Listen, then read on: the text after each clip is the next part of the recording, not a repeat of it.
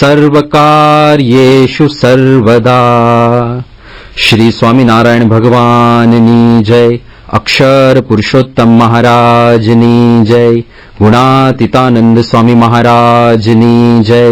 ભગતજી મહારાજની જય. શાસ્ત્રીજી મહારાજની જય. યોગીજી મહારાજની જય. પ્રમુખ સ્વામી મહારાજની જય. મહંત સ્વામી મહારાજની જય. ગણેશ ચતુર્થી ભગવાન શ્રી ગણેશજીનો પ્રાકટ્ય દિન આને માનવામાં આવે છે. એટલે આજની આ સભામાં ભગવાન શ્રી ગણેશજીના જીવન પર આધારિત કથાઓને આધારે આપણે કેટલોક આધ્યાત્મિક મર્મ સમજવાનો પ્રયત્ન કરીશું. સર્વપ્રથમ ભગવાન શ્રી ગણેશના જન્મની ઘણી બધી વિવિધ કથાઓ આપણને પુરાણોમાં પ્રાપ્ત થાય છે. શિવ પુરાણમાં જે કથા છે તે અનુસાર એક વખત માતા પાર્વતી એમણે શરીર ઉપર ઉબટન લગાવેલું. ઉબટન એટલે કે લેપ કરેલો. હવે જ્યારે એ ઉબટનનું કાર્ય પૂર્ણ થઈ ગયું પછી એ લેપ કાઢી નાખ્યો શરીર ઉપરથી. એ લેપમાંથી માતા પાર્વતીએ એક બાળકની આકૃતિ બનાવી, બાળકની મૂર્તિ બનાવી. અને માતા પાર્વતી એ તો શક્તિનું સ્વરૂપ છે, જગત જનની જગદંબા છે, સાક્ષાત ભવાની. એમણે પોતાની શક્તિ ફૂંકીને એ બાળકમાં પ્રાણ પૂર્યા અને બાળક જીવંત થઈ ગયો. માતા પાર્વતીએ એમનું નામ રાખ્યું વિનાયક. નાયક એટલે અગ્રણી, નેતા, લોકોને દોરી જનાર. વિનાયક વિશેષપણે લોકોને સાચું માર્ગદર્શન આપનાર, દોરી જનાર એવું સુંદર નામ માતા પાર્વતીએ આપ્યું. અને ત્યાર પછી શરીર પરથી લેપ તાજો તાજો કાઢ્યો તો માતાએ. એટલે માતાને સ્નાન કરવા માટે જવું હતું. માતા સ્નાન કરતા પૂર્વે ગણેશજીને એવી આજ્ઞા કરીને ગયા કે તમે અહીંયા આગળ દ્વાર પર ઉભા રહો, હું અંદર સ્નાન કરું છું, કોઈને પણ તમે અંદર નહીં આવવા દેતા. એટલે ભગવાન ગણેશ હાથમાં દંડ લઈને ત્યાં ચોકીદારી કરવા માટે માતાની આજ્ઞાથી ઉભા રહી ગયા. હવે સંજોગો વશાત એ જ સમયમાં થોડા સમય પછી ભગવાન શિવ ત્યાં પધાર્યા. એમનું જ ઘર, એમને આ બાળકનો કોઈ પરિચય નહીં. એટલે સર્વપ્રથમ ભગવાન શંકરના જે ગણો હતા એમણે આ બાળકને કીધું કે સાક્ષાત મહાદેવ પધાર્યા છે, રસ્તો કરી આપો. ગણેશજીએ કીધું કે નહીં, કોઈને પણ હું અંદર નહીં જવા દઉં. ભગવાનના ગણોએ પ્રયત્ન ખૂબ કર્યો પણ ગણેશજીએ બધાઈને ભગાડી મૂક્યા. અને આ જોઈને સ્વયં ભગવાન શંકર આવ્યા. એમને પણ ભગવાન ગણેશે ના પાડી દીધી. એટલે શંકર ભગવાને છેવટે ક્રોધિત થઈને પોતાના ત્રિશૂળ વડે એ બાળકનું મસ્તક છેદી નાખ્યું. એ ઘટના બની એ દરમિયાન માતા પાર્વતી બહાર પધાર્યા. એમણે જોયું કે બાળકનું મસ્તક છેદન થઈ ચૂક્યું છે. અને શિવજી ત્યાં ઉભા હતા. માતા પાર્વતી એકદમ આક્રંદ કરવા લાગે છે. અને આ તો જગત ભવાની છે. પાર્વતી માતાનું આક્રંદ થયું એટલે ત્રણેય લોકની અંદર હાહાકાર મચવા લાગ્યો. બધાને થયું કે શુંનું શું થઈ જશે. એટલે શંકર ભગવાને તાત્કાલિક ગણોને આજ્ઞા કરી કે આ બાળકને આપણે જીવિત કરવો છે, તમે પૃથ્વી પર જાઓ અને કોઈ પણ નવજાત શિશુનું મસ્તક છેદન કરીને લઈ આવો. એ મસ્તક આપણે આ બાળક ઉપર લગાડીને એને પુનર્જીવિત કરીશું. શંકર ભગવાને એવું કીધું, જે માતાની દ્રષ્ટિ પોતાના સંતાન ઉપર ના હોય એવા શિશુનું મસ્તક લઈને આવજો. ભગવાન શંકરના ગણો ગયા. પણ જ્યાં જ્યાં એમણે નવજાત શિશુઓ જોયા ત્યાં બધે જ માતાની દ્રષ્ટિ બાળક પર હોય. એક જગ્યાએ એક હાથણીએ શિશુને જન્મ આપેલો અને એ બાળ હાથી જ્યાં આગળ સૂતું હતું બાળક, માતા બીજી તરફ પીઠ રાખીને સૂતેલા. ત્યાં આગળ ભગવાનના ગણો એ બાળ હાથીનું મસ્તક કાપીને શિવજી પાસે લાવ્યા. શંકર ભગવાને એ મસ્તકને પેલા બાળકના ધડ ઉપર પ્રસ્થાપિત કર્યું, પ્રાણ ફૂંક્યા અને ભગવાન ગણેશ એ ગજાનન બન્યા. આનંદ એનો અર્થ થાય છે મસ્તક, મુખારવિંદ. ગજાનન, હાથી જેવું જેમનું મોઢું છે એવા ભગવાન શ્રી ગણેશ. તો આ કથામાંથી આપણને મર્મ એ સમજવા મળે, આધ્યાત્મિક મર્મનો જો વિચાર કરીએ, આજ્ઞા પાલન. માતા પાર્વતીએ આજ્ઞા કરી હતી કે કોઈને પણ અંદર પ્રવેશ નહીં આપતા. તો ગણપતિ ભગવાન એમનું મસ્તક છેદન થઈ ગયું ત્યાં સુધી એમણે માતાની આજ્ઞાનું પાલન કર્યું. અધ્યાત્મ માર્ગે, સાધનાના માર્ગે આ આજ્ઞા પાલન એક ખૂબ જ અગત્યનો મુદ્દો છે. આપણા ઈષ્ટદેવ અને આપણા ગુરુની પ્રત્યેક આજ્ઞાનું આપણે પાલન કરવાનું હોય છે. આજ્ઞા પાલનની ખૂબ મહત્તા છે. મુક્તાનંદ સ્વામીએ લખ્યું કે મન મત થઈને તું કોટી સાધન કરે, સદગુરુ શબ્દ વીણા સર્વ કાચું. મન મત થઈને તું કોટી સાધન કરે. આપણને મનમાં વિચાર આવે કે મારે એવરેસ્ટ ચડી આવવો છે, અને ભગવાનની પ્રસન્નતાના વિચાર સાથે જ ભલે એવરેસ્ટ ચડાવીએ, પણ આપણી મનની કલ્પના છે, આપણે આપણું મન માન્યું કર્યું તો એનું એટલું ફળ ના મળે જેટલું આજ્ઞાથી મળે. હા, મન ધાર્યું આપણે એવરેસ્ટ ચડી આવીએ, ભગવાન અને સંતની આજ્ઞાથી ખાલી એક પગથિયું ચડીએ તો એનું પુણ્ય એવરેસ્ટ કરતા પણ વધી જાય. મન મત થઈને તું કોટી સાધન કરે, કરોડ કરોડ સાધન મન ધાર્યા કર્યા હોય, એનાથી પણ ભગવાનની કે સંતની આજ્ઞાથી એક નાનું કાર્ય કરીએ, એક માળા ફેરવીએ તો પણ એનું પુણ્ય અનેક ગણું વધી જાય છે. એ આ આજ્ઞાનો પ્રતાપ છે, કારણ કે એમાં ભગવાન અને સંતના વચનો ભળ્યા છે, અને વચનોમાં જે સામર્થ્ય છે એનું પુણ્ય આપણને પ્રાપ્ત થતું હોય છે. યોગીજી મહારાજ એવું કહેતા કે શાસ્ત્રીજી મહારાજની આજ્ઞાથી કોઈક ખાલી ઘંટડી વગાડે ને તો પણ એનો મોક્ષ થાય, કારણ કે ગુરુની આજ્ઞા ભળીને, ગુરુનું વચન ભળ્યું એટલે એ થાય. ઉપનિષદોમાં પણ આ જ વાતનું અનેક જગ્યાએ પ્રતિપાદન છે. દાખલા તરીકે સત્યકામ જાબાલી જ્યારે ગુરુના આશ્રમમાં વિદ્યા પ્રાપ્ત કરવા માટે જાય છે તો ગુરુ સર્વપ્રથમ સત્યકામ જાબાલીનું બધું વૃત્તાંત પૂછે છે, અને ત્યાર પછી હવે બ્રહ્મ વિદ્યા સિદ્ધ કરવા માટે સત્યકામ જાબાલી ગુરુ પાસે આવ્યો છે. ગુરુ આજ્ઞા શું કરે છે કે આશ્રમની આ 400 ગાય છે, આ 400 ગાય લઈને તું વનની અંદર જા, અને એ 400 ગાયમાંથી જ્યારે 1000 ગાય થઈ જાય ત્યારે તું પાછો આવજે. હવે સત્યકામ જાબાલી જુઓ, એનો ઉદ્દેશ્ય શું હતો ગુરુ પાસે જવાનો? બ્રહ્મ વિદ્યા ભણવાનો. ગુરુએ આજ્ઞા શું કરી? ગાયો ચરાવવાની. પણ સત્યકામ કોઈ પ્રશ્ન નથી કરતા. ગુરુની આજ્ઞા અવિચારણીય, ગુરુની આજ્ઞા વિચાર્યા વગર તત્કાળ પાળવી, એવું વચન છે. એટલે સત્યકામ જાબાલી 400 ગાય લઈને જાય છે. જંગલમાં જવાનું, હિંસક પ્રાણીઓથી ગાયોની રક્ષા કરવાની, બધી ગાયોનું વ્યવસ્થિત સમય પ્રમાણે પોષણ થઈ જાય એનું ધ્યાન રાખવાનું. આ જ એની સાધના બની ગઈ, કારણ કે ગુરુનું વચન હતું. ગુરુના વચનથી જે કાંઈ પણ કરીએ એ અધ્યાત્મ માર્ગે સાધના બની જાય છે. અને આવી રીતે સમય પસાર થતા થતા જ્યારે 400 માંથી 1000 ગાયો થઈ ગઈ ત્યારે સત્યકામ જાબાલી ગુરુના આશ્રમ તરફ પાછા ફરતા હતા. તો ઉપનિષદમાં કથા એવી આવે છે કે સત્યકામ જાબાલીને ગુરુએ કોઈ ઉપદેશ આપવાની જરૂર જ ના પડી. એ જ્યારે રસ્તામાં પાછા આવતા હતા ત્યારે માર્ગમાં જ જુદા જુદા માધ્યમો દ્વારા, ક્યારેક કોઈક પક્ષી દ્વારા, ક્યારેક બીજી કોઈ રીતે એને બ્રહ્મ વિદ્યાનું જ્ઞાન પ્રાપ્ત થવા લાગ્યું. અને જ્યારે એ ગુરુના આશ્રમમાં પહોંચ્યા ત્યારે ગુરુએ સત્યકામ જાબાલીનું મુખારવિંદ જોઈને કીધું કે તારા મુખ ઉપર તો બ્રહ્મ વિદ્યાનું તેજ ઝળકી રહ્યું છે.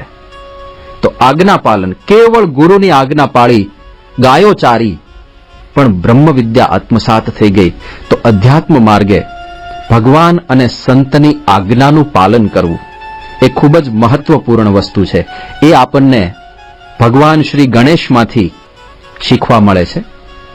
ત્યાર પછી બીજી એક કથા છે ભગવાન શ્રી ગણેશના જન્મ બાબતે. આ વરાહ પુરાણની કથા છે કે ભગવાન શિવજીએ પંચ તત્વોમાંથી એક બાળકનું નિર્માણ કર્યું. હવે ભગવાન શંકર જ્યારે કોઈ બાળકનું નિર્માણ કરે ત્યારે એનું રૂપ કેવું હોય, એનું સૌંદર્ય, એનું લાવણ્ય કેવું હોય. એટલે એ બાળકનું સૌંદર્ય, લાવણ્ય જોઈને બધા દેવતાઓની અંદર ગણગણાટ શરૂ થઈ ગયો, કારણ કે રૂપની બાબતે દેવતાઓ સ્વરૂપવાન છે એવું માનવામાં આવે છે. અને એમનાથી કોઈ સ્વરૂપવાન હોય એ કેવી રીતે દેવતાઓથી સહન થાય? ઇન્દ્રાદિ બધા જે દેવતાઓ હતા હવે શંકર ભગવાન પામી ગયા કે દેવતાઓને આ ગમશે નહીં, કે એમના કરતા પણ વધારે કોઈ સ્વરૂપવાન હોય, એટલે એ લોકોની કંઈક વક્ર દ્રષ્ટિ થાય ને દેવતાઓ કુરાજી થાય ને ઉહાપોહ થાય. એ ટાળવા માટે ભગવાન શંકરે એ બાળકનું મુખ મોઢું એ હાથી જેવું કરી દીધું અને પેટ એકદમ મોટું કરી દીધું. એટલે ભગવાન શ્રી ગણેશનું એક નામ છે વક્રતુંડ. વક્રતુંડ એટલે વક્ર, એકદમ વક્ર જેમનું પેટ છે, તુંડ એવું એમનું નામ છે. બીજું એમનું નામ છે લંબોદર. ઉદર એટલે પેટ. લંબોદર જેમનું ઉદર એકદમ લાંબુ છે, એવા ભગવાન શ્રી ગણેશ. તો એવું એક રૂપ એ બાળકનું ભગવાન શંકરે કરી દીધું. અને એમને ભગવાન શિવજીએ સર્વ ગણોના અધિપતિ, ગણાધિપતિ અથવા તો ગણપતિ, ગણ એટલે ભગવાન શંકરના જે ગણ છે એમાં મુખ્ય છે ગણેશજી, એટલે ગણપતિ કહેવામાં આવે છે. ગણ ઈશ એ ગણોના ઈશ, એના મુખ્ય પતિ કહેવામાં આવે છે.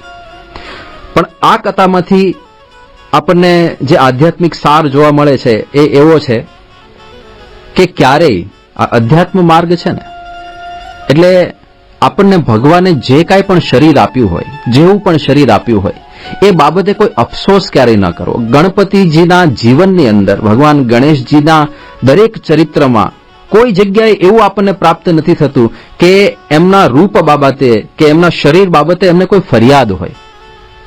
જે એમને પ્રાપ્ત થયું એનાથી હંમેશા સંતુષ્ટ, હંમેશા પ્રસન્ન, બધાને વરદાન આપે. પ્રથમ પૂજન એમનું થાય છે ને, એમને વરદાન પ્રાપ્ત થયેલું છે કે કોઈ પણ માંગલિક અવસરમાં પહેલું પૂજન ભગવાન શ્રી ગણેશનું થાય, પછી બીજા બધા દેવતાઓનું, પરમાત્માનું બધાનું પૂજન થાય, પણ પ્રથમ પૂજન ભગવાન શ્રી ગણેશનું થાય એવું એમને વરદાન પ્રાપ્ત થયું છે. તો આટલી મહત્તા છતાંય પોતાના શરીર બાબતે એમને કોઈ ક્યારેય ફરિયાદ નહીં. તો આ સ્વીકૃતિનો ગુણ, જે કાંઈ પણ ભગવાનની ઈચ્છાથી આપણને પ્રાપ્ત થયું એનો સ્વીકાર કરો. આપણા જીવનની અંદર ઘણી બધી પરિસ્થિતિઓનું નિર્માણ થશે. કેટલીક આપણને ગમશે, કેટલીક આપણને નહીં પણ ગમે, પણ જે વસ્તુ આપણા હાથમાં નથી હોતી એનો પ્રેમથી સ્વીકાર કરી લેવો એ સુખનું અને સંતોષનું કારણ છે. ભગવાન શ્રી કૃષ્ણ ગીતામાં અર્જુનને ઉપદેશ આપે છે કે તસ્માદ અપરિહાર્યેર્થે નત્વમ શોચિતુમ અર્હસી.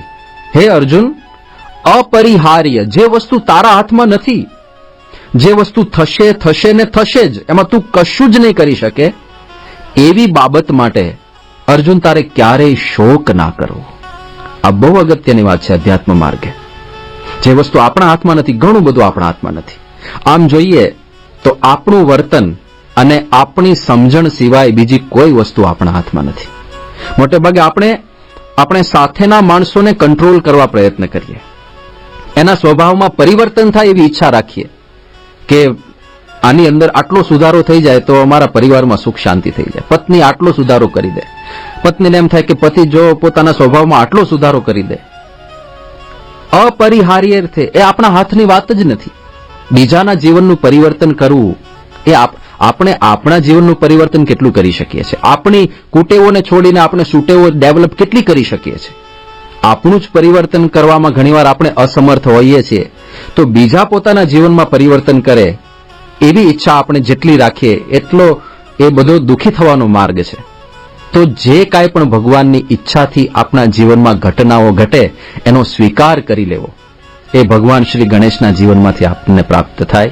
સાથે સાથે સ્વરૂપ બાબતે લોકો મારું રૂપ જોઈને આકર્ષાય એવી પણ ઈચ્છા અધ્યાત્મ માર્ગે રાખવાની જરૂર નથી.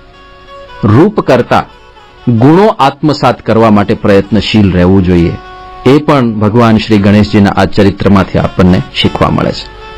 સાથે સાથે અન્ય એક કથા એવી પ્રાપ્ત થાય છે કે એક વખત કુબેરજીએ ભગવાન શિવને પોતાને ત્યાં જમવા માટેનું નિમંત્રણ પાઠવ્યું. પણ હવે કુબેરજીએ જે નિમંત્રણ આપ્યું શિવજીને, એમાં કુબેરજીનો છાનો અહંકાર હતો. અહંકાર શું હતો કે આ ભગવાન શંકર છે એમને જરા મારી જાહો જલાલી હું દેખાડું, અને એમને હું એ પણ દેખાડું કે એક વ્યવસ્થિત રીતે ભોજન કેવી રીતે કરાય. આવા અહંકારથી કુબેરજીએ ભગવાન શંકરને, શિવજીને ભોજનનું નિમંત્રણ આપ્યું કે આપ સહકુટુંબ પધારજો, આપના સર્વ ગણો સાથે આપના સર્વ પરિવાર સાથે પધારજો. ભગવાન શિવજીએ એવું કહ્યું કે હું તો આવી શકું એમ નથી, પણ મારા વતી હું આ ગણેશજીને મોકલીશ.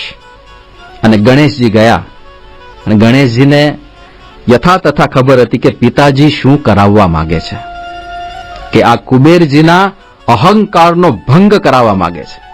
તો ગણેશજી ત્યાં ગયા અને કુબેરે ખૂબ સારી વ્યવસ્થા રાખી હતી. મોટી મિજબાની હતી, જાત જાતના મિષ્ટાન પકવાન હતા, ઘણા બધા દેવતાઓ ત્યાં આવ્યા હતા અને બધાઈને એમણે નિમંત્રણ આપેલું. બધાયનો ભોજન સમારંભ હતો અને ભવ્યાતિ ભવ્ય બધી વ્યવસ્થા હતી. પણ ગણેશજી ત્યાં ગયા અને એમણે કુબેરજીને કીધું કે મને જરા પહેલા જમાડી દો ને પછી હું નીકળી જાઉં. કુબેરજીએ પોતાના સેવકોને કીધું કે આમના ભોજનની વ્યવસ્થા કરો, પહેલા ગણેશજી જમી લે પછી બીજા બધા જમશે. હવે ગણેશજીએ જમવાનું શરૂ કર્યું અને એક પછી એક વાનગી, એક પછી એક વાનગી, એક પછી એક વાનગી કરતા કરતા કરતા કુબેરજીએ જેટલા પણ મિષ્ટાન પકવાન સામગ્રી વ્યંજનો બનાવ્યા હતા બધું જ ભગવાન ગણેશજી જમી ગયા. અને ત્યાં અટકતા નથી, કુબેરજીના આખા નગરમાં જે કાંઈ પણ ખાદ્ય પદાર્થો હતા બધા જ ભગવાન શ્રી ગણેશે અંગીકાર કરી લીધા. અને એ જોઈને પછી તરત જ કુબેરજી પામી ગયા કે મારા મનની અંદર જે અહંકાર વ્યાપ્યો હતો કે હું મોટો, હું સમૃદ્ધ અને હું આમને દેખાડું કે એક સારી ભોજનની વ્યવસ્થા કેવી હોય, એ ગર્વનું ખંડન કરવા માટે જ ભગવાન શ્રી ગણેશ પધાર્યા છે. તો આમાંથી આધ્યાત્મિક મર્મ આપણને એ જાણવા મળે છે કે અધ્યાત્મ માર્ગે ક્યારેય અહંકાર, ક્યારેય ગર્વ ના કરવો. એ પછી રૂપનો અહંકાર હોય, એ પછી ધનનો અહંકાર, આપણે પૈસાવાળા છીએ, આપણી બહુ સારી આવક છે, આપણે ભણેલા ગણેલા છીએ, આપણે કોઈક સારી પોસ્ટ ઉપર છીએ, આપણા હાથમાં સત્તા છે, એ પ્રકારનો કોઈ પણ અહંકાર લૌકિક માર્ગે બહુ ચિંતા નથી, પણ અધ્યાત્મ માર્ગે જ્યારે આપણે ભગવાન અને સંત પાસે ઉપસ્થિત થઈએ ત્યારે આપણે સંપૂર્ણપણે વિનમ્ર રહેવાનું હોય છે. ત્યાં આગળ દાસાનું દાસ થઈને રહેવાનું હોય છે. તો નમ્રતાનો આ ગુણ આપણને ભગવાન ગણેશના આ ચરિત્રમાંથી શીખવા મળે, જે અધ્યાત્મ માર્ગે ખૂબ અગત્યનો છે.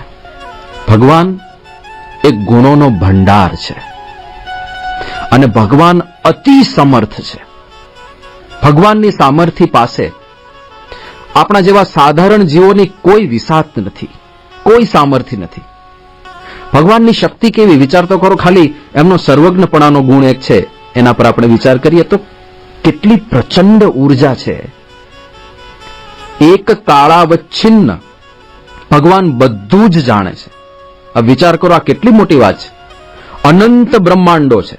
ખાલી આ પૃથ્વી ઉપર જ 7.5 અબજ તો મનુષ્યો છે અને દરેક મનુષ્યના મનમાં કંઈક ને કંઈક જુદો વિચાર ચાલતો હોય. એટલે એક સાથે 7.5 અબજ વિચારો ચાલતા હોય. આ તો ખાલી આ જ પૃથ્વીની વાત કરું છું. અને ભગવાન એક કાળાવચ્છિન્ન એટલે કે એટ એ ટાઈમ 7.5 અબજ વ્યક્તિઓના મનમાં શું વિચાર ચાલે છે એ પણ જાણતા હોય. આ કેટલી મોટી સામર્થ્ય. આ તો આ પૃથ્વીની વાત કરી, આવા તો અનંત બ્રહ્માંડો છે. એ બધું જ ભગવાન સર્વજ્ઞપણાનું ગુણ. તો કેટલી સામર્થ્ય છે એ પરબ્રહ્મ પરમાત્મા પાસે. જીવ તો અત્યંત અલ્પજ્ઞ છે, એનું તો કાંઈ સામર્થ્ય નથી. તો એવા આપણે નાની નાની વાતનો અહંકાર કરીએ, નાની નાની વાતોમાં કંઈક એવું માની લઈએ કે હું બહુ મોટો થઈ ગયો, મારી પાસે આવું છે ને મારી પાસે આ ગુણ છે ને મારી પાસે આ આવડત છે. તો એ અહંકાર અધ્યાત્મ માર્ગે આપણી અંદર ગુણો આત્મસાત કરવામાં વિઘ્નરૂપ છે. જેમ પાણી હોય, ઊંચાઈવાળા વિસ્તાર તરફથી નીચાણવાળા વિસ્તાર તરફ ઓટોમેટિક પાણીનો ફ્લો જાય, એમ ભગવાનના જે ગુણો છે, તો આપણે જો નમ્ર બની જઈશું, નીચા બની જઈશું, તો ભગવાનના ગુણો ઓટોમેટિક આપણી અંદર આવે, સંતના ગુણો આપણી અંદર આવે. પણ જો આપણે અટંટ રહીએ, અહંકારી હોઈએ, કંઈક મદ લઈને ફરતા હોઈએ, તો એ ગુણો આપણને અધ્યાત્મ માર્ગે આત્મસાત થતા નથી. તો ભગવાન ગણેશજીના જીવનમાંથી નિર્માની રહેવાનો આ ખૂબ જ સુંદર ઉપદેશ, સંદેશ આપણને પ્રાપ્ત થાય છે. બીજો એક ક્ષમાનો ગુણ ભગવાન ગણેશના જીવનમાંથી આપણને પ્રાપ્ત થાય છે. એક વખત ઘટના એવી બની કે ભગવાન ગણેશ ભોજન અંગીકાર કરીને જતા હશે અને રાત્રિનો ચંદ્રમા એણે ઉપરથી જોયું કે ગણેશજી જાય છે. ચંદ્રમા અત્યંત સ્વરૂપવાન રૂપ માટે ચંદ્રની ઉપમા અપાય છે કે તમારું મુખ તો ચંદ્ર જેવું છે. તો એ રૂપનો અહંકાર આવી ગયો ચંદ્રમાને અને અટ્ટહાસ્ય કર્યું. ગણેશજીનો ઉપહાસ એમણે કર્યો કે તમારું મુખ તો હાથી જેવું છે અને આટલું મોટું પેટ છે તમારું, આવું સ્થૂળ શરીર છે. ગણેશજી એમણે જોયું કે ચંદ્રમાં આટલો અહંકાર રૂપનો અને આવું અટ્ટહાસ્ય, કોઈનો આવો ઉપહાસ, આવી મશ્કરી કરાય કોઈની. એટલે ગણેશજી ત્યારે ચંદ્રમાને ઉગ્ર થઈને શાપ આપી દે છે કે તારું મુખ શ્યામળું થઈ જશે, જા. તો ચંદ્રમા એકદમ કાળો પડી ગયો, અમાવસ્યાનો ચંદ્રમા બની ગયો. એટલે ચંદ્રમાને પોતાની ભૂલ સમજાઈ અને એમણે ગણેશજી પાસે આવીને ક્ષમા માંગી કે મારી ભૂલ થઈ ગઈ, મારે કોઈ રીતે કોઈનો પણ આવો ઉપહાસ ના કરવો જોઈએ, ક્યારેય કોઈની મશ્કરી ના કરવી જોઈએ. તો ગણેશજી ત્યારે ચંદ્રમાને માફ કરી દે છે અને એવું કહે છે કે મેં શાપ આપ્યો છે એટલે એ શાપ તો હવે એનો પ્રભાવ થોડો તો રહે, એટલે 15 દિવસ તમારા રૂપમાં વૃદ્ધિ થશે અને 15 દિવસ તમારા રૂપમાં ક્ષય થશે. આવી કથા આપણને પ્રાપ્ત થાય છે. પણ ગણેશજીએ માફી આપી દીધી તરત જ. જેવા ચંદ્રમા વિનમ્ર બની ગયા તરત જ ગણેશજીએ માફી આપી દીધી. તો બીજાના ખરાબ વર્તનનો ડંખ જ્યાં સુધી આપણે આપણા હૃદય ઉપર રાખીએ ત્યાં સુધી આપણને દુઃખ થવાનું છે. આ માફીનો ગુણ બહુ અગત્યનો છે અધ્યાત્મ માર્ગે પણ. કોઈકે આવું કર્યું, કોઈકે આવું કર્યું, કોઈક મને આવું કહી ગયું, કોઈકે મારી સાથે આવી રીતે ગેરવર્તન કર્યું, એવા ડંખ જેટલા આપણે આપણા હૃદયમાં રાખીએ એટલું દુઃખ આપણને થવાનું છે. ક્ષમા, ક્ષમાનો અર્થ થાય છે ખમી લેવું, સ્વીકારી લેવું. જે થયું છે એને ભૂલી જવું, એને વારે વારે યાદ ના કરાવું તું તે દિવસે આવું બોલી ગયો હતો, તું તે દિવસે ક્ષમા સાથે જ વિસ્મૃતિ આવે છે. જ્યારે તમે બીજાની ભૂલને ભૂલી જાઓ છો, ક્યારે યાદ નથી કરાવતા, ત્યારે એ યથાર્થ ક્ષમા બને છે. એને અનસુન્યું અને અનદેખ્યું જ કરી નાખવાનું, જાણે એ પ્રસંગ બન્યો જ નથી. કારણ કે આ જે ક્ષમા છે ને એ આપણા સુખ માટે છે. એવું નથી કે આપણે ક્ષમા આપીને બીજા ઉપર ઉપકાર કરીએ છીએ, એવું નથી. આપણે જેટલી ક્ષમા આપી હશે એટલી આપણા અંતરમાં શાંતિ અને નિરાત રહેશે. દાખલા તરીકે એ બહુ સરસ દ્રષ્ટાંત છે કે એક વખત શાળાની અંદર એક બાળક વારે વારે શિક્ષક પાસે જઈને બીજાની ફરિયાદ કર્યા કરે કે આ છોકરો આવું કરે છે, ફલાણો છોકરો આવું કરે છે, આ આમ કરે છે, પેલો આમ કરે છે. શિક્ષકને ઈચ્છા થઈ કે આ બાળકને આપણે કોઈક વિશિષ્ટ રીતે સમજાવીએ. એટલે એમણે એક પ્રયોગ કરાવ્યો શાળાની અંદર કે આવતીકાલથી આપણે વર્ગની અંદર એક વિશિષ્ટ પ્રયોગ કરીશું. કેટલા જણ સજ્જ છે? બધા વિદ્યાર્થીઓ અત્યંત ઉત્સાહિત હતા કે ચાલો અમે બધા વિશિષ્ટ પ્રયોગમાં જોડાવા માટે સજ્જ છીએ. એટલે ટીચરે એવું કીધું કે તમારે એક જોડી જેવું બનાવવાનું અને રોજ ગળામાં એ જોડી બાંધીને અહીંયા સ્કૂલે આવવાનું અને અંદર એક બટેટું નાખવાનું. બીજા દિવસે 2 બટેટા, ત્રીજા દિવસે 3 બટેટા, એમ રોજ એક એક બટેટું એક્સ્ટ્રા તમારે એવી રીતે ગળામાં લટકાવીને ફરવાનું. એટલે બીજા દિવસથી બાળકો તો બધા એકદમ તત્પર શિક્ષકની આજ્ઞા ઝીલવા માટે. એક બટેટું લઈને આવ્યા, બધા ફર્યા, આનંદ કર્યો, એકબીજાને જોઈને બધા જોયો તારું તારા ગળામાં બટેટું, મારા ગળામાં બટેટું, બધું વિશિષ્ટ લાગતું હતું છોકરાઓને બધું. બીજા દિવસે 2, ત્રીજા દિવસે 3, પણ ધીરે ધીરે વજન વધવા લાગ્યું અને પછી તો એ વજન અસહ્ય બની ગયું. એટલે બધા વિદ્યાર્થીઓ શિક્ષક પાસે ગયા અને વાત કરી કે આપે કહ્યું હતું કે આ બટેટા બાંધીને ફરો, પણ હવે આ સહન નથી થતું, હવે ગળામાં દુખે છે અને છાતીમાં ભાર લાગે છે. તો શિક્ષકે કીધું કે વાંધો નહીં, હવે બટેટા કાઢી નાખો. તો પછી વિદ્યાર્થીઓએ પૂછ્યું કે ટીચર આનાથી સાબિત શું થયું? આ તમે નવો પ્રયોગ કર્યો, કોઈ પણ પ્રયોગમાં છેલ્લે કંઈક સાબિતી આવે ને, કંઈક કન્ક્લુઝન આવે, આમાં સાબિત શું થયું?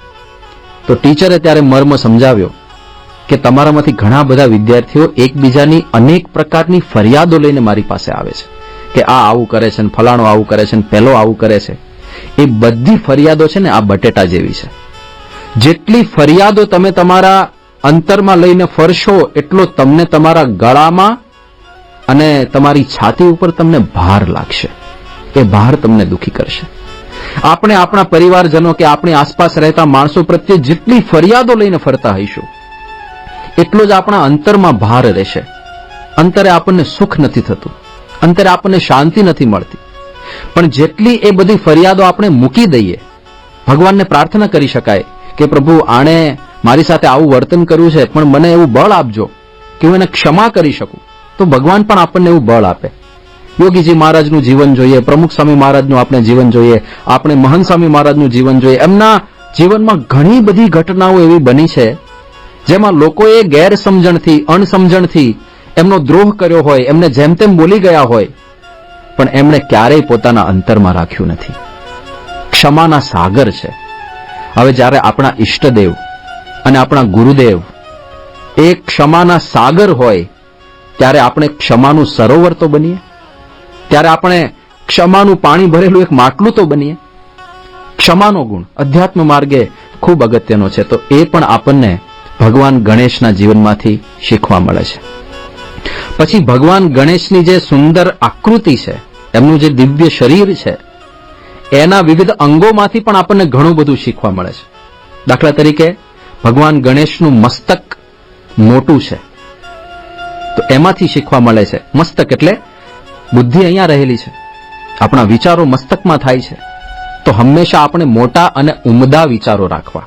ઉમદા વિચારો એટલે કોઈનું પણ અહિત થાય એવો વિચાર ભગવાનના ભક્તે ક્યારેય ન કરાય. એ ઉમદા વિચાર છે. એવો મોટો વિચાર રાખવો, બધાયનું હિત થાય, બધાયનું ભલું થાય એવું ચિંતન કરવું. જો ને યોગીજી મહારાજ એમનું જીવન સૂત્ર શું હતું? ભગવાન સૌનું ભલું કરો, કોઈના પ્રત્યે દ્વેષ નહીં, ખટરાગ નહીં, કોઈનું પણ અહિત થાય એવો વિચાર નહીં, ભગવાન સર્વનું ભલું કરો. પ્રમુખ સ્વામી મહારાજ એક વખત સંતો સાથે વાર્તાલાપ થતો હતો અને સાહજિક રીતે સ્વામી બાપા બોલી ગયા હતા કે કોઈનું પણ અહિત થાય એવો વિચાર મને ક્યારેય આવ્યો નથી. હવે અંતઃકરણની કેટલી પવિત્રતા હશે, અને પવિત્રતાની પરાકાષ્ઠા કહી શકાય આમ તો, કે કોઈનું અહિત થાય એવો વિચાર ક્યારેય ન આવે. એવા સંતમાં ભગવાન સાક્ષાત નિવાસ કરીને રહે, એમાં શું આશ્ચર્ય. આટલી પવિત્રતા જ્યાં હોય ત્યાં ભગવાનને પરાણે નિવાસ કરીને રહેવું પડે. તો આપણા ગુરુ જ્યારે આટલા પવિત્ર છે, ત્યારે આપણું પણ કર્તવ્ય બને છે એ પવિત્રતા આપણી અંદર આપણે લાવીએ. તો કોઈનું અહિત થાય, કોઈ દુઃખી થાય, કોઈનું ધનોત્પનોત નીકળી જાય, કોઈ હેરાન થાય એવો સંકલ્પ પણ આપણે ક્યારેય ના કરાય. અધ્યાત્મ માર્ગ છે ને, આ પરમ પવિત્રતા પ્રાપ્ત કરવાનો માર્ગ છે. બ્રાહ્મની સ્થિતિ શું છે? એનાથી મોટી કોઈ પવિત્રતાની સ્થિતિ નથી. માયાના 3 ગુણમાંથી આપણે બહાર નીકળી જવાનું છે. તો એને જ્યારે ધ્યેય રાખીને આપણે અધ્યાત્મ માર્ગે સાધના કરીએ છીએ, ત્યારે કોઈનું અહિત થાય, કોઈ દુઃખી થાય એવો સંકલ્પ આપણે ન કરાય. એનાથી વિપરીત બીજાના સુખ માટે જેટલી આપણને અનુકૂળતા હોય એ પ્રમાણે પ્રયત્ન કરવો, પણ ક્યારેય કોઈ પણ દુઃખી થાય એવો સંકલ્પ ભગવાનના ભક્તને શોભે નહીં. એ નકારાત્મકતા છે, એ નેગેટિવ એનર્જી છે. આપણે તો ભગવાનનું ભજન કરવાનું છે, અને જ્યારે ભગવાનનું ભજન કરતા હોઈએ, ભગવાનની પૂજા કરતા હોઈએ, ત્યારે પરમ પવિત્ર અંતઃકરણ પણ શુદ્ધ, શરીર પણ શુદ્ધ, એવી રીતે આપણે ભગવાનની પૂજા, આરાધના, અર્ચના કરવાની હોય છે. એટલે કોઈનું અહિત થાય એવો વિચાર ન કરવો, વિચારો હંમેશા ઉમદા રાખવા. ભગવાન શ્રી ગણેશના કાન મોટા મોટા છે. એમાંથી આપણને એવું શીખવા મળે છે કે કથા શ્રવણમાં એકદમ શ્રદ્ધા અને પ્રેમ રાખવો. કાન મોટા છે, અત્યંત વિશાળ કાન. એમ કથા શ્રવણ બાબતે આપણે કાન એટલા મોટા રાખવા કે જ્યારે જ્યારે પણ આપણને અવસર પ્રાપ્ત થાય એ કથા માટે આપણા કાન તરસ્યા રહેવા જોઈએ. ભગવાનના ચરિત્રો માટે, સંતના ચરિત્રો માટે, કંઈક આધ્યાત્મિક પ્રગતિ થાય એના માટે જે કાંઈ પણ ઉપદેશ આપણને સાંભળવા મળે એના માટે આપણે સતત તત્પર રહેવું જોઈએ. કથા વાર્તાનો ખૂબ મહિમા બધા જ શાસ્ત્રોમાં કીધો છે. આપણે ત્યાં પણ સત્સંગનો કૃષ્ણ કથા જ પાયો, એ જો કદાપી નબળો જણાયો, સત્સંગ રૂપી શુભતો હવેલી, પડી જવાની ગણવી જ વહેલી. સત્સંગનો કૃષ્ણ કથા જ પાયો. કથા દ્વારા, સારા શ્રવણ દ્વારા જ આપણને અધ્યાત્મ માર્ગના બધા રહસ્યો સમજાવવાના છે. એ સત્શાસ્ત્રોના શ્રવણ દ્વારા જ આપણને આપણી ભૂલો દેખાવાની છે. કઈ કઈ ક્ષતિ આપણી થાય છે, કે આપણે સુધારો કરવાનો છે, કે આપણે અંતરદ્રષ્ટિ કરવાની છે, એ બધી જ બાબતો આપણને આ કૃષ્ણ કથા, ભગવાન પરબ્રહ્મ નારાયણની કથા દ્વારા આપણને આ બધું પ્રાપ્ત થવાનું છે. એટલા માટે કથા વાર્તા સાંભળવામાં હંમેશા આપણે તત્પર રહેવાનું. આપણા ગુરુ સામે દ્રષ્ટિ કરીએ તો પ્રમુખ સ્વામી મહારાજ અને મહંત સ્વામી મહારાજ કથા સાંભળવા બાબતે શ્રદ્ધાના મહાસાગર સમાન છે. આપણને ખબર છે, બોસ્ટનમાં બાપાએ મોતિયાનું ઓપરેશન કરાવ્યું હતું, તો પછી તો બાપાની બંને આંખો પર પાટા બાંધેલા, મોતિયો હીલ થતો હતો, તો સ્વામી કથા વંચાવડાવે. તો એટલી શ્રદ્ધા પ્રમુખ સ્વામી મહારાજની કે પેલા વાંચવા વાળા વાંચી વાંચીને થાકી જાય. ના, આપણે બોલવાનું હોય તો કેટલું બોલી શકીએ, 2 કલાક 3 કલાક, તો આપણું ગળું પછી થાકી જાય. તો વાંચનારને એમ થાય ને આમ સહેજ કે હવે સ્વામીની તો આંખો બંધ જ હોય, એટલે આપણને ખબર પણ ના પડે કે સ્વામી જાગ્રત છે કે સ્વામી નિદ્રાધીન થઈ ગયા. તો સ્વામી તો એકદમ સ્થિર ચિત્તે સાંભળતા હોય, વાંચનારને એવું લાગે કે સ્વામી આરામમાં જતા રહ્યા લાગે છે. એટલે જેવું બંધ કરે ને એટલે તરત સ્વામી કે હરે આગળ બોલો, એટલે વાંચનાર પાછું ચાલુ કરવું પડે. પછી જયારે વાંચનાર વિનંતી કરે કે બાપા હવે આપ આરામ કરો, તો સ્વામીને ખબર પડી જાય કે હવે આ વાંચીને થોડા થાક્યા છે, શ્રમ પડે છે, એટલે સ્વામી કે તમે પુસ્તક બીજાને આપો, મારે તો સાંભળવું છે. આટલી શ્રદ્ધા. મહંત સ્વામી મહારાજ લંડનની અંદર છાવણી કરી હતી અક્ષર પુરુષોત્તમની, તો કલાકોના કલાકો સુધી બેસીને એકાગ્રપણે સાંભળ્યું એમણે. અને પછી રાત્રે જ્યારે સ્વામી શયન માટે જતા હતા ત્યારે સેવક સંતે આખા દિવસનું સરવૈયું આપ્યું કે સ્વામી તમે આટલા કલાક સુધી આજે સાંભળ્યું. તો મહંત સ્વામી મહારાજ કે મારી તો હજી પણ સાંભળવાની શ્રદ્ધા હતી. તો કથા વાર્તા એ સત્સંગનો પાયો છે. અને એટલા માટે જ આપણે ત્યાં તમે જુઓ અઠવાડિક સભાઓ, રવિ સભાઓ જે અત્યારે તમે સાંભળી રહ્યા છો, તેમાં કથા વાર્તા જ મુખ્ય છે.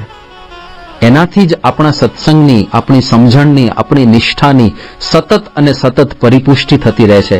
એટલે એમાં આપણે બાંધછોડ ના કરવી. અઠવાડિયે એક સભા તો અવશ્ય ભરવી જ, એનાથી આપણો સત્સંગ ટકી રહે છે. આ શાર્પન ધ સો જેવું છે. જેમ બ્લેડની અણી ટાઈમે કાઢતી રહેવી પડે તો એનો ઉપયોગ યથાર્થ થાય, એમ આપણો સત્સંગ પણ એકદમ શાર્પ રહે, એના માટે આ કથા વાર્તા એ આપણી એક્સરસાઇઝ છે. પછી ભગવાન શ્રી ગણેશ, એમની આંખો એકદમ ઝીણી છે. એમના શરીર, એમના મસ્તકનું જે કદ છે એની સરખામણીમાં એકદમ ઝીણી આંખો છે. તો એનાથી આપણને સૂક્ષ્મ દ્રષ્ટિનો સંદેશ મળે છે. સૂક્ષ્મ દ્રષ્ટિ, એકાગ્ર દ્રષ્ટિ રાખવી. જ્યારે આપણે સાધના માર્ગે આગળ વધીએ છીએ, કોઈ પણ સાધના કરીએ છીએ, ત્યારે આપણા શરીરથી જે આપણે પ્રક્રિયા કરીએ એ તો મહત્વપૂર્ણ છે જ, પણ એની સાથે સાથે આપણું મન એકાગ્ર હોય એ પણ એટલી જ મહત્વપૂર્ણ બાબત છે. દંડવટ કરતા હોઈએ, પણ દંડવટ કરતા કરતા આપણે નમ્ર ભાવે ભગવાનનું સ્મરણ કરવાનું હોય છે, દાસ ભાવે ભગવાનને વંદન કરવાના હોય છે. મનોમન પણ શરીરે કરીને દંડવટ કરતા હોઈએ, પણ મનમાં કંઈક જુદું ચાલતું હોય તો એનું યથાર્થ ફળ ના મળે. મન પણ ભગવાનમાં એકાગ્ર રહેવું જોઈએ.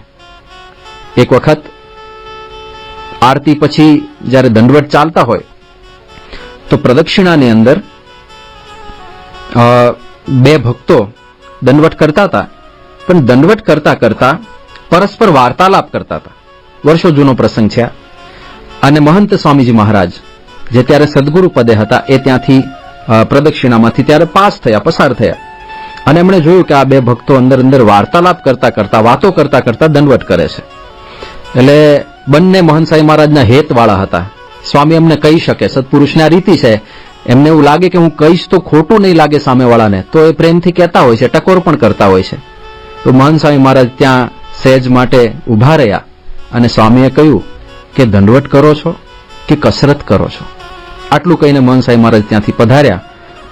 હવે આ ભક્તોને અંતરદૃષ્ટિ થઈ કે આ કેટલી મોટી વાત છે કે આપણી માનસિક એકાગ્રતા દંડવટ કરતી વખતે ભગવાનમાં રહેવી જોઈએ, તો જ એનું યથાર્થ ફળ મળે છે. નહીં તો દૈહિક કસરત જેવું થઈ જાય. જેમ કોઈ ઉઠક બેઠક કરે, જેમ કોઈ દંડ પીલતું હોય, જેમ કોઈ વોકિંગ કરતું હોય, તો એક જાતની કસરત છે. તો ભગવાનના અનુસંધાન વગર મન આપણું જો ભગવાનમાં એકાગ્ર ના હોય તો ખાલી એક શારીરિક કસરત બનીને રહે છે. એટલે અધ્યાત્મ માર્ગે આપણું મન ભગવાનમાં જોડાયેલું રહે, એકાગ્ર રહે, એ ખૂબ મહત્વપૂર્ણ છે. એવું નથી કહેતા કે 24 કલાક આવું અનુસંધાન રાખો, રહેતો તો સારામાં સારું છે, મહારાજે કીધું છે અખંડ વૃત્તિથી બીજી કોઈ મોટી પ્રાપ્તિ નથી. પણ જ્યારે આપણે સાધના કરીએ છીએ તો દિવસ દરમિયાન જે આપણું પ્યોર સાધનાનો ભાગ છે, દાખલા તરીકે આપણી નિત્ય પૂજા, આપણે આરતી કરીએ છીએ ત્યારે આરતી, જ્યારે આપણે અષ્ટકો બોલીએ છીએ, દંડવત પ્રણામ કરીએ છીએ, ત્યારે એ જે ભાગ છે આપણો પ્યોર સાધનાનો જે ભાગ છે એ દરમિયાન આપણે ખૂબ ખટકો રાખીને આપણું મન ભગવાન અને સંતમાં એકાગ્ર કરવાનું હોય છે. જ્યારે આપણે સવારની નિત્ય પૂજા કરીએ, જ્યારે મંત્ર જાપ માળા જાપ કરતા હોઈએ તો આપણું મન જ્યાં ત્યાં ફરે નહીં, પણ ભગવાન પાસે જ રહે એવો સતત પ્રયત્ન કરવો જોઈએ. અને એટલા માટે જ આપણે જે છેલ્લે ક્ષમા યાચના કરીએ છીએ ને, દરેક મહાપૂજા કે દરેક નિત્ય પૂજા પછી એક ક્ષમા યાચના કરવાની હોય છે, ભગવાન પાસે માફી માંગવાની હોય છે કે આ પૂજા દરમિયાન જે અપરાધ થઈ ગયો હોય પ્રભુ, એના માટે મને ક્ષમા કરજો.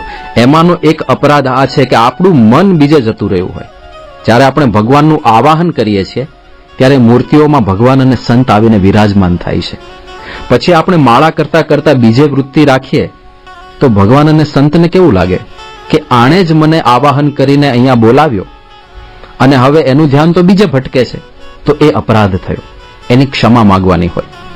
તો પ્રયત્ન જેવો કરીએ, આપણી જાતને એવી રીતે આપણે કેળવીએ કે સાધના કરતી વખતે આપણું મન ભગવાન અને સંતમાં રહે.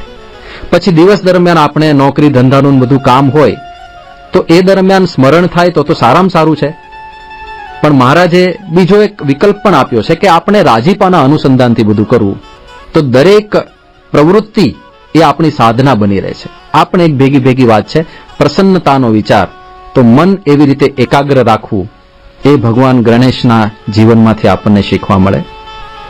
ભગવાન શ્રી ગણેશનું પેટ બહુ વિશાળ છે, તો એનાથી આપણને એવો મર્મ શીખવા મળે છે કે પેટ મોટું રાખો, એટલે કે એમાં બધું જ સમાવી લો. દિવસ દરમિયાન કે પછી જ્યારે આપણે મંદિરે આવીએ કે જ્યારે લોકો સાથે વાર્તાલાપ કરીએ તો એ વાર્તાલાપમાં આપણને સારું અને નરસું બધી પ્રકારનું સાંભળવા મળશે. એ બધું આપણે આપણી અંદર સમાવી રાખવાનું.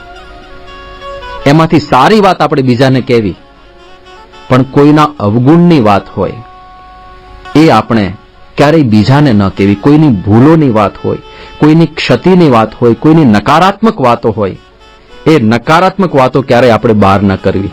એ બધી આપણા પેટમાં જ આપણે સમાવી લેવાની હોય છે.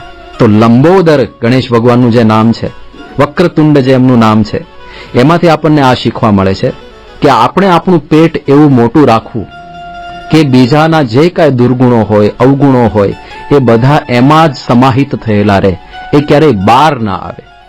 એના માટે આપણે આપણા જીભને લગામ આપવી પડે, સંયમ રાખવો પડે. કારણ કે આપણી સાહજિક વૃત્તિ આ છે કે બીજાનું દોષ દર્શન કરવું અને બીજાના દોષોનું કથન કરવું. આ સહેજે ભૂલ આપણાથી થઈ જતી હોય છે. પણ અધ્યાત્મ માર્ગે અભાવ અવગુણ આપણા ગુરુહરિ મહંત સ્વામી મહારાજ એ તો અત્યંત નિષેધ કરે છે. જ્યારે એમને પૂછવામાં આવે કે કઈ એક વસ્તુ અમે કરીએ, કયું એક સાધન અમે રાખીએ, તો મોટે ભાગે આપણને જે જવાબ મળ્યા છે એમાં દિવ્ય ભાવ અને અભાવ અવગુણનો ત્યાગ, જો કે આ બંને એક જગ્યાએ જ જઈને ઊભું રહે છે. ભગવાનને ભજતા સર્વે હરિભક્તો દિવ્ય છે, એમાં કોઈ અવગુણ સંભવે નહીં. તો અવગુણ દેખાય છે એનું શું સમજવું? અવગુણ ભલે દેખાય પણ એ દિવ્ય જ છે. તો અવગુણ આપણને દેખાય હોય આપણી ભૂલ, અને એ આપણને જો બીજાને કીધો તો એ મહાભૂલ. પણ ગુરુનું વચન છે, શાસ્ત્રોની પંક્તિ છે, ભગવાનને ભજતા સર્વે હરિભક્તો દિવ્ય છે. અવગુણ દેખાય છે તો આપણા દ્રષ્ટિકોણમાં કંઈક ખામી છે, આપણી સમજણમાં કંઈક ખામી છે, ત્યાં અંતર્દૃષ્ટિ કરવી પડે. પણ આ વાસ્તવિકતા થઈ ગઈ. તો એ પણ આપણને શીખવા મળે છે વક્રતુંડ ભગવાન શ્રી ગણેશ દ્વારા. પછી ભગવાન શ્રી ગણેશનું મુખારવિંદ, મોઢું એકદમ નાનું છે. ત્યાં સંદેશ એવો છે જે યોગીજી મહારાજે કીધું કે ઘટે તેટલું બોલવું, બોલ ન કરવું, વાણીનો સંયમ. ખાલી ખોટું નિરર્થક વાતો કર્યા કરીએ, કામ વગરનું બોલ્યા કરીએ, એ અધ્યાત્મ માર્ગે સારી વસ્તુ નથી ગણાતી. નામ સ્મરણ કરો, ભગવાનના કે સંતના ચરિત્રો બોલો, એમાં કોઈ પ્રશ્ન નથી. પણ નિરર્થક વાતો કર્યા કરવી, કામ વગરનું બોલ્યા કરવું, બબડાટ કર્યા કરવો, એ આપણે ના કરવું જોઈએ. એક ભગવાનના ભક્ત તરીકે નાનું મોઢું એનો સંદેશ આ છે કે આપણે વાણીમાં સંયમ રાખવો, વાણીમાં વિવેક રાખવો, સાથે સાથે કોઈનું ઘસાતું ન બોલવું, કોઈનું ઉતરતું વચન આપણે ન બોલવું, કોઈને દુઃખ થાય એવું વચન આપણે ન બોલવું. પછી કાર્યનિષ્ઠા આપણને શીખવા મળે. ભગવાન શ્રી ગણેશને એક દાંત છે એટલે એમનું એક વિશેષણ છે એક દંત. એની પાછળ કથાઓ છે.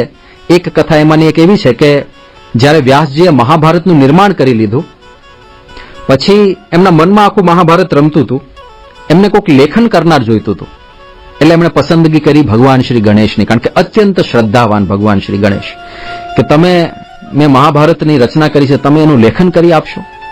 ગણેશજીએ કીધું કે વાંધો નહીં, હું કરીશ સેવા, પણ મારી એક શરત છે. વ્યાસજીએ કીધું કે શું શરત છે? ભગવાન શ્રી ગણેશે કહ્યું કે મારી કલમ અટકશે નહીં, એટલે હું જ્યારે લખું ત્યારે તમારે સતત બોલ્યા કરવાનું. તમે જો વચ્ચે ગેપ પાડશો તો હું ત્યાં અધૂરું મૂકીને જતો રહીશ. વ્યાસજીએ કે કશો વાંધો નહીં. વ્યાસજીએ પણ એક શરત મૂકી કે હું જે કાંઈ પણ બોલું એ તમારે પહેલા સમજવાનું પછી લખવાનું. તો આવી રીતે મ્યુચ્યુઅલ અન્ડરસ્ટેન્ડિંગથી મહાભારતનું લખાણ કાર્ય ગણેશજીએ સ્વીકાર્યું. એટલે હાથમાં લેખીને લઈને જે રીતે વ્યાસજી બોલતા જાય એ રીતે ગણેશજી લખતા જતા હતા. હવે એમાં વચ્ચે એક ઘટના એવી બની કે ગણેશજી જે લેખીનીથી, જે પેનથી લખતા હતા એ કલમ તૂટી ગઈ. બીજી કોઈ કલમ સાથે હતી નહીં સ્ટોકમાં. હવે નિયમ એવો હતો, વ્યાસજી બોલે રાખે, ગણેશજીએ લખે રાખવાનું. આ વિઘ્ન આવ્યું, આ તો ના ચાલે. તો તાત્કાલિક ગણેશજીએ શું કર્યું, પોતાનો એક દાંત તોડી નાખ્યો. જે બે દાંત હોય છે, ગજનું એમનું મુખ હતું, એક દાંત તોડી નાખ્યો, બાહ્ય દાંત, અને એને લેખીની બનાવીને, કલમ બનાવીને ભગવાન શ્રી ગણેશ મહાભારત લખવાની પ્રક્રિયા આગળ ચલાવી. તો કાર્યનિષ્ઠા, આપણને જે સેવા સોંપી હોય, આપણે મંદિરે જઈએ, સત્સંગમાં જઈએ, જે કંઈ નાની મોટી સેવા આપણને પ્રાપ્ત થાય, એ સેવામાં કાર્યનિષ્ઠા રાખવી. એમાં વચ્ચે અધૂરી છોડીને કે અવગણીને જતા ના રહેવાય, તો એ કાર્ય અધૂરું કહેવાય. કાર્ય જે આરંભ્યું એ નિષ્ઠાપૂર્વક, વફાદારીપૂર્વક પૂર્ણ કરવું, એ પણ એક સદગુણ ભગવાન શ્રી ગણેશમાંથી આપણને શીખવા મળે. પ્રમુખ સ્વામી મહારાજના જીવનમાં જોઈએ, જેટલા કાર્યો એમણે આરંભ્યા એમાં સંપૂર્ણ નિષ્ઠાથી હોમાઈ ગયા. દિલ્હી અક્ષરધામ બને એવો સંકલ્પ ગુરુ યોગીજી મહારાજે કર્યો. પ્રમુખ સ્વામીજી મહારાજે ખાલી એ જમીન પ્રાપ્ત કરવામાં 32 વર્ષ સુધી પ્રયત્નો કર્યા. કેવી કાર્યનિષ્ઠા કહેવાય! 32 વર્ષ સુધી કોઈ શ્રદ્ધા રાખે તો આપણે એમના શિષ્ય છીએ.